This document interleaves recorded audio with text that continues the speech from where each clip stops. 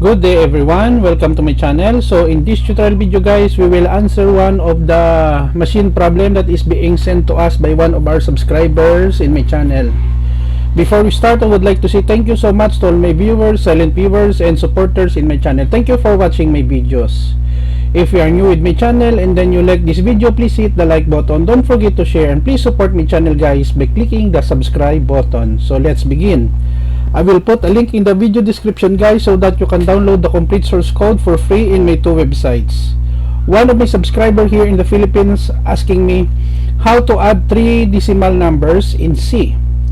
Okay, so here is the solution for your question.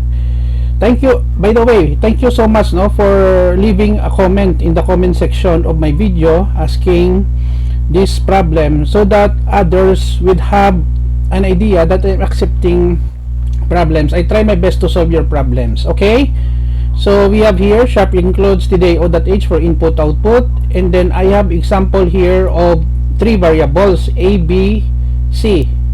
So we have here a data type of float. In C programming, float is equivalent to real with decimal places. So we have here the value of variable a 12.45, variable b 3.13, and variable c 21.24.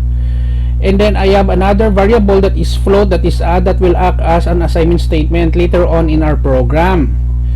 Line number 7, int main, it is the starting and ending point of every C program. We have here begin, and then we have the title of our program, addition of 3 numbers in C. We have new line here in line number 11 and 9. So line number 13 we have here add, which has a data type also of float, and then we perform addition a plus b plus c, open and close parentheses. Now this is already the addition of 3 decimal numbers, and then we have here the display. If you are new with C programming, in order for us to display with 2 decimal places, we are using this tag %5 decimal places to the left and 2.2 for 2 decimal places. This is for your variable a, variable b, and variable c, and this is for your sum. And then we have here new line, and then line number 13, end of program, which informs the user that the program has been ended. We have also a new line here, and then the right curly bracket. As I said guys, I will put a link in the video description where you can download the complete source code for free in my websites. Okay, if you are asking me what type of C++ environment that I'm using dev C++. This code will run also in code blocks. Okay, it is free to download, just visit their website.